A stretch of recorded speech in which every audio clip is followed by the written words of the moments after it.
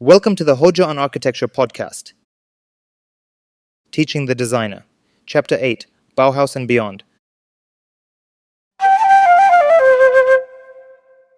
In the previous chapter, we explored the design studio as one of the defining environments of architectural education. We examined how learning through projects, critique, experimentation, and reflection became central to the development of design thinking. The studio demonstrated that design education requires more than the transmission of information.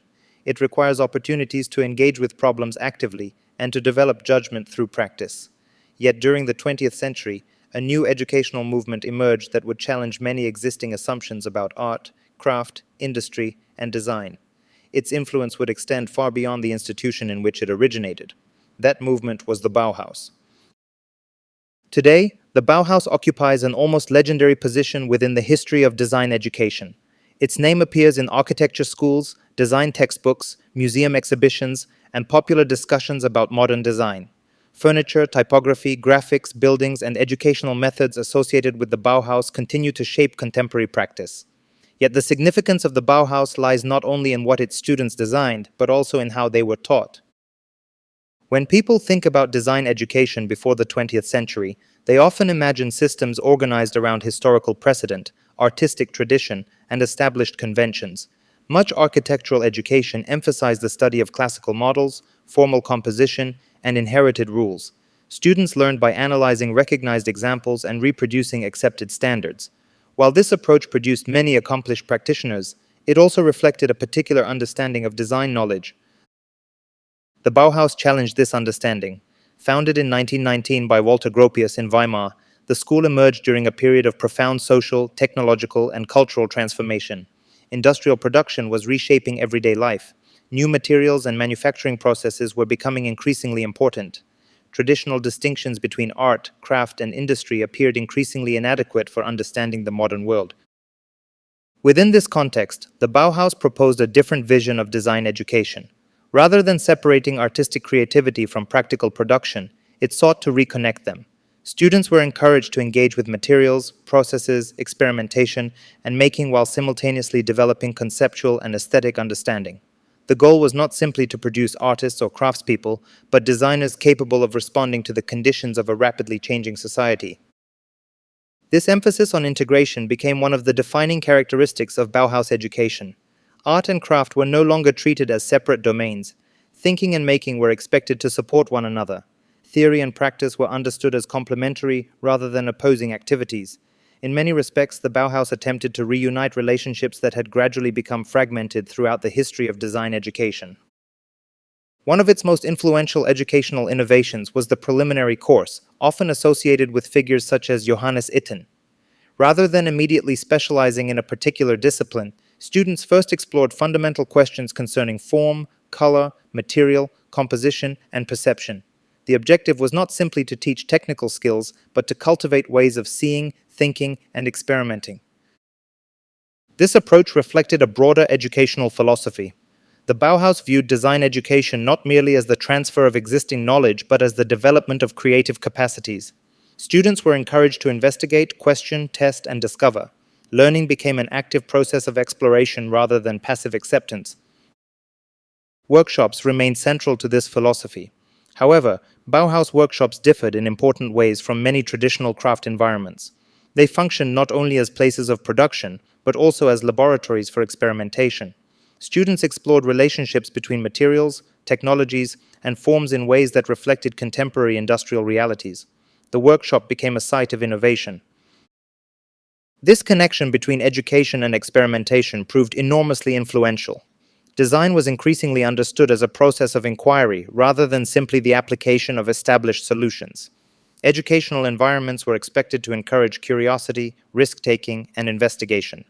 Many principles that continue to shape contemporary design studios can be traced directly or indirectly to this legacy.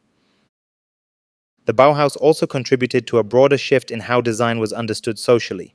Rather than viewing design primarily as the production of isolated objects, many Bauhaus educators emphasized relationships between design, society, technology, and everyday life. Design was expected to address practical needs while contributing to broader cultural transformation. This perspective expanded the designer's responsibilities. education was no longer concerned solely with technical competence or artistic expression. It increasingly addressed questions concerning human experience, industrial production, social change, and the future of the built environment. Designers were being prepared not only to create objects, but also to help shape modern society. Despite its influence, the Bauhaus was neither permanent nor universally accepted. Political pressures eventually led to its closure in 1933. Yet institutions can disappear while ideas continue to travel. Many Bauhaus educators and students carried their approaches to other countries, contributing to the international spread of modern design education. The school's physical existence ended, but its educational influence expanded. As these ideas circulated globally, they interacted with local traditions, professional cultures, and institutional contexts. Different schools adopted different elements of the Bauhaus legacy. Some emphasized experimentation, others focused on interdisciplinarity, material exploration, or social responsibility. The result was not a single educational model, but a diverse collection of approaches shaped by shared principles. This broader influence explains the second part of our chapter title, and beyond. The significance of the Bauhaus lies not only in the institution itself, but in the conversations it initiated. Questions concerning the relationship between theory and practice, art and technology, and creativity and responsibility continue to shape design education today. Contemporary educators may not follow Bauhaus methods directly, yet many still engage with issues that the school helped bring to the forefront. The digital age has introduced new challenges that Bauhaus educators could never have anticipated. Computational design, digital fabrication, virtual environments, artificial intelligence, and global networks have transformed professional practice. Yet many educational questions remain surprisingly familiar. How should designers balance creativity and technical knowledge? How should education respond to technological change? How can learning remain connected to both human needs and emerging possibilities? These questions demonstrate why the Bauhaus remains relevant. Its greatest contribution may not be any particular style or methodology, but its willingness to reconsider educational assumptions. The Bauhaus treated design education as something that could evolve rather than something that should be preserved. It encouraged experimentation not only in design but also in teaching itself. Understanding the Bauhaus, therefore, changes how we understand educational history. Design education is not a fixed tradition passed unchanged from one generation to the next. It is a dynamic field shaped by social conditions, technological developments, and changing ideas about knowledge. The Bauhaus became influential because it recognized that education must continually adapt to the world it serves. Seen from this perspective, the Bauhaus represents less a destination than a turning point.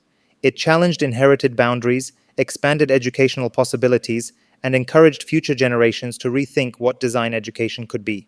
Its legacy continues not because its methods were perfect, but because it demonstrated the value of questioning established assumptions. In the next chapter, we will explore how design education expanded across an increasingly interconnected world. We will examine internationalization, cultural exchange, digital communication, and the challenges of teaching design across diverse educational contexts. The discussion will shift from modernist reform to global networks, from a single influential school to a worldwide educational landscape. Because once design education became global, the question was no longer how to teach designers in one place, but how to teach designers across many different cultures and societies.